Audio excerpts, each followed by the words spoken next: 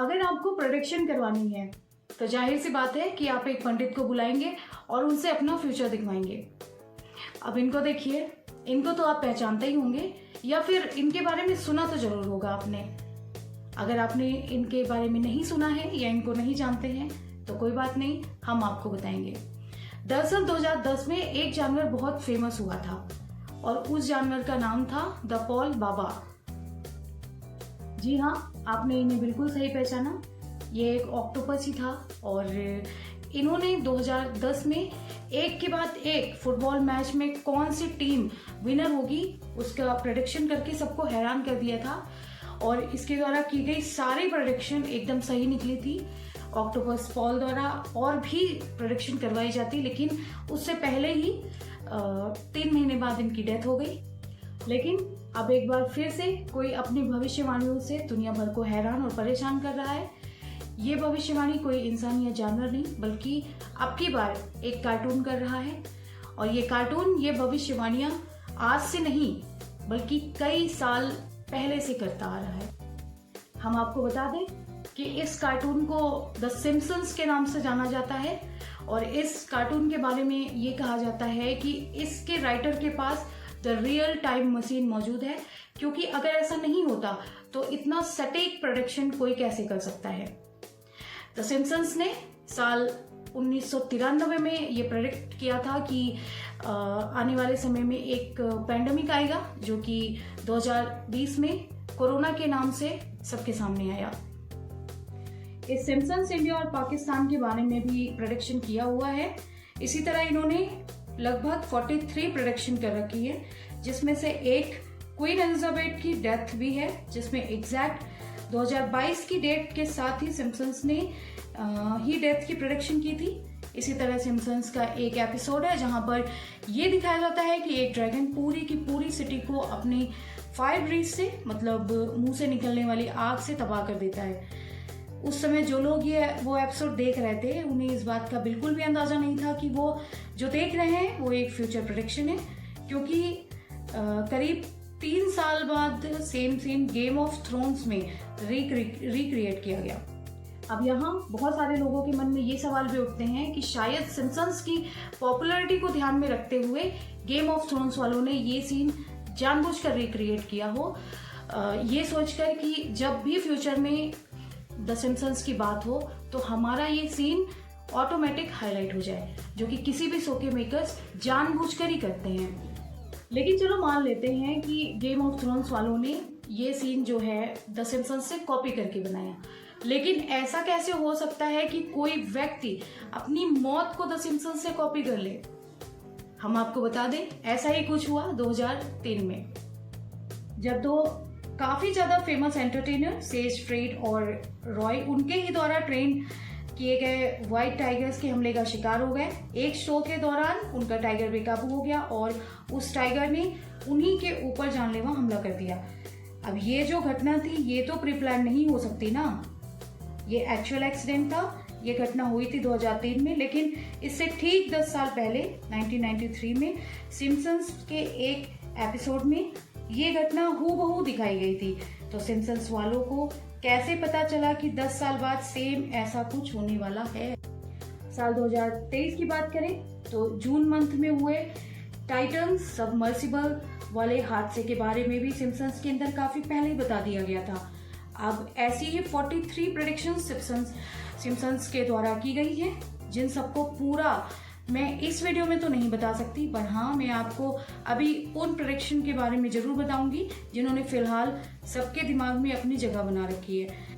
मैं आपको बता दूं कि द सिम्पसंस में साल 2024 के लिए भी काफी भविष्यवाणी की गई है और आज मैं आपको इस वीडियो में उन्हीं भविष्यवाणियों में से कुछ के बारे में जरूर बताऊंगी। अगर वीडियो आपको पसंद आ रही हो तो वीडियो को लाइक कमेंट करके शेयर जरूर करें और हाँ प्लीज सब्सक्राइब भी जरूर करें। तो चलिए वीडियो को आगे बढ़ाते हैं। अगर आप जियोपॉलिटिक्स में थोड़ी सी भी रुचि रखते हैं तो आपको ये मालूम होगा कि 2022 में अमेरिका के पूर्व राष्ट्रपति डोनाल्ड ट्रंप ने 2024 के राष्ट्रपति चुनाव के लिए अपने नाम की घोषणा कर दी है। अब दिलचस्प बात यह है कि 2015 के बैक टू द फ्यूचर नाम के एक एपिसोड में होमर सिम्पसन्स को उड़ते हुए दिखाया गया, जिसमें उनके बैकग्राउंड में एक साइन बोर्ड दिखाई देता है और उस साइन बोर्ड पर लगातार साल चेंज होते दिखाई दे रहे हैं।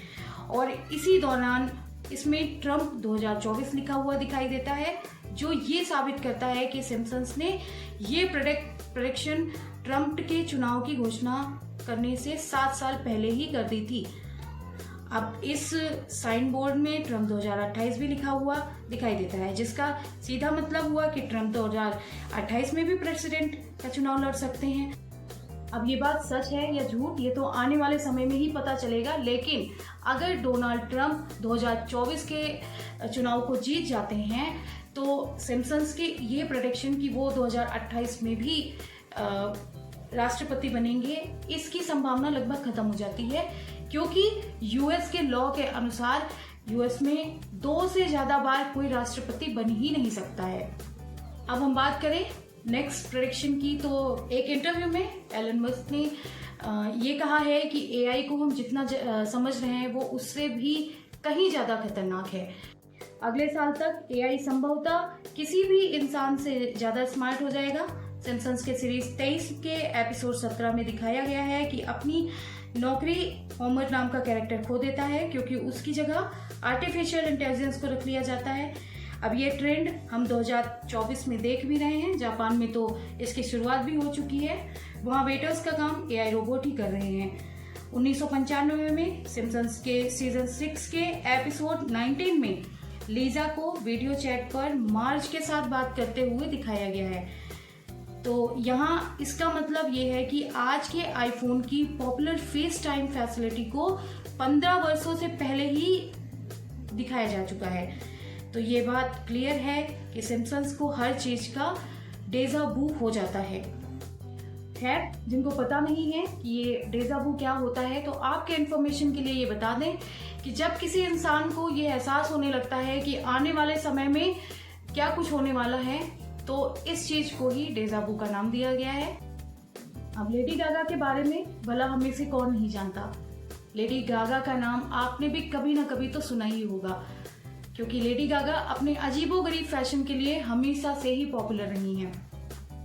सीजन 23 की एपिसोड 22 में लेडी गागा के एक शो में स्टेडियम पर तार से लटक कर उतरने से लगभग 5 साल पहले सिम्पसन्स हवा में लटकते हुए स्प्रिंगफील्ड के निवासियों के लिए एक गाना गाते हुए दिखाया गया है।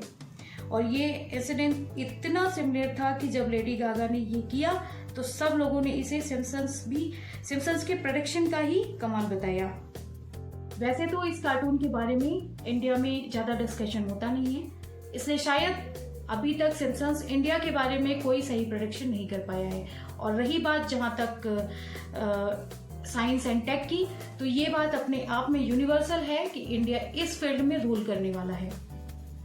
इंडियन पॉलिटिक्स के बारे में कोई कार्टून प्रेडिक्ट करे, ये उसके बस की बात नहीं है। वैसे इस बारे में बहुत सारे लोगों का ये भी कहना है कि इसके कुछ इंसिडेंट्स को अगर छोड़ दिया जाए तो बाकी के बहुत सारे इंसिडेंट्स जो हैं वो या तो एडिटेड हैं या फेक है, क्योंकि किसी भी चीज का इतना सटीक होना या महज इत्तेफाक होना लगभग नामुमकिन है। अब ये सच है, इत्तेफाक है, या फिर इसके पीछे किसी मास्टरमाइंड का हाथ है, ये अब टोटली आप पर डिपेंड करता है कि आप इसको कैसे देखते हैं। लेकिन मैं इतना जरूर कहना चाहूंगी कि कुछ तो गड़बड़ जरूर है।